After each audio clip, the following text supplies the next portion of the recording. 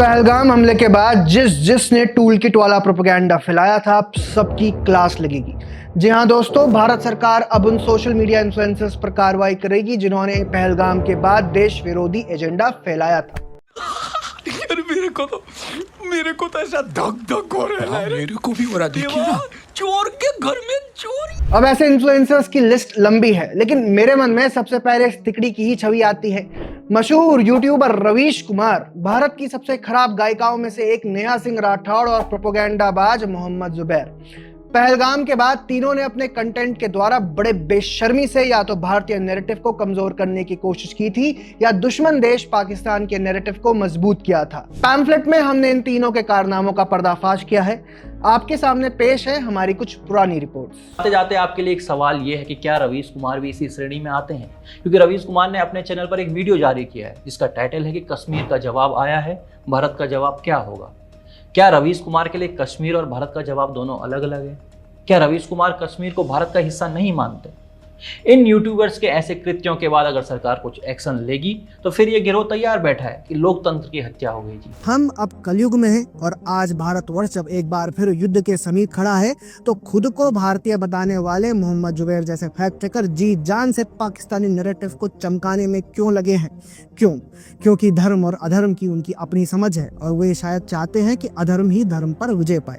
तो दोस्तों, ये सब शुरू होता है एक वायरल डॉक्यूमेंट से, जिसे पढ़ने से प्रतीत होता है कि वो पाकिस्तानी आर्मी द्वारा जारी की गई एक एडवाइजरी थी जिसमें उनके सैनिकों को वार्न किया गया था कि इंडिया के साथ वॉर होने का डर है और इसके वजह से आर्मी में मास रेजिग्नेशन हो सकते हैं। लेकिन फिर नाग के फन की तरह फैक्ट चेकर मोहम्मद जुबैर प्रकट होते हैं और ट्वीट करके बताते हैं कि ये लेटर फेक है।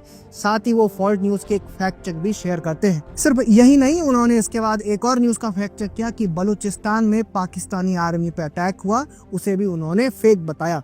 उनके अनुसार ये फुटेज किसी दूसरे देश की थी। अब कोई भी भारतीय हो, सबके मन में एक ही सवाल आएगा, जुबैर आखिरकार पाकिस्तानी आर्मी के लिए फैक्ट चेक क्यों कर रहा है? पाकिस्तान के पॉलिटिकल पार्टी से जुड़े बड़े बड़े हैंडल्स द्वारा शेयर किए जा रही है, क्या कहकर कि ये देखो एक भारतीय लड़की भारत के प्रोपेगेंडा का खुलासा कर रही है।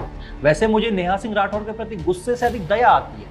ऐसा लगता है कि वे अवसाद से घिरे होने के कारण अपनी बातों में इस स्तर की घटिया तर्क ला पाती है। देखिए ना, 7 साल पुरानी खबर को शेयर करते हुए लिख रही हैं कि अब इस तरह की खबरें तो भाजपा का पूरा नैरेटिव ध्वस्त कर देंगी। मैं नेहा सिंह राठौड़ के जल्द स्वस्थ होने की कामना करता हूं और उम्मीद करता हूं कि कहीं ना कहीं सरकार भी इस अकाउंट पर अपनी पूरी नजर बनाए रख रही होगी। तो दोस्तों, आपने देखा, हम इन तीनों पर नजर रखे हुए थे और ये उम्मीद भी कर रहे थे कि सरकार भी इन पर नजर रख रही होगी। और दोस्तों, ये तो सिर्फ 3 लोग थे, ऐसे ना जाने कितने इन्फ्लुएंसर थे जैसे मेड्यूसा या रैंटिंग बोला जिन्होंने जम के पाकिस्तानी नैरेटिव फैलाया था।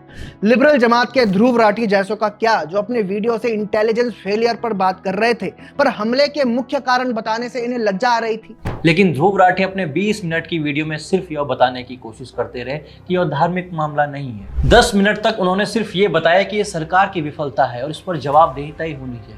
अब जाहिर सी बात है, देश में होने वाली घटनाओं की जिम्मेदारी आखिर में सरकार की होती है और सरकार ने ये माना भी है। लेकिन अगर ध्रुव राठी जैसे लोग इस आतंकी घटना के मूल कारण बताने से बच रहे हैं और केवल इंटेलिजेंस की खामियों को उजागर करते हैं, तो इसका मतलब तुम आतंकियों के कृत्य को मिटा रहे हो। गाजा या फिलिस्तीन की हर घटना की तस्वीरें ये जूम कर करके दिखाता है, पीड़ितों के बयान दिखाता है और इतना भावुक माहौल बनाता है कि सुनने वाला भी एक बार के लिए सोच में पड़ जाए। लेकिन यहाँ ध्रुव राठी ने पीड़ित परिवारों की ना कोई आप बीती सुनाई, ना ये बताया कि कैसे पर्यटकों को भेलपुरी खाते वक्त पूछा कि मुस्लिम हो, और जवाब ना में सुनने पर सीधा सिर में गोली मार दी। वैसे तो सरकार से सोशल मीडिया इन्फ्लुएंसर्स की बात कर रही है, लेकिन अगर देश विरोधी कंटेंट की बात हो रही है तो उसमें कांग्रेस और उसके नेता भी पीछे नहीं है। याद कीजिए कैसे कांग्रेस द्वारा पीएम मोदी पर बनाए गए मेम्स को पाकिस्तान के नेता शेयर कर रहे थे। क्या कांग्रेस पार्टी या किसी भी इन्फ्लुएंसर को इस समय ये सब शोभा देता था? आप ही बताइए, इनके साथ कैसा सलूक होना चाहिए? अगर हमसे कोई नाम छूट गया हो तो कमेंट करके जरूर बताइए। जय हिंद।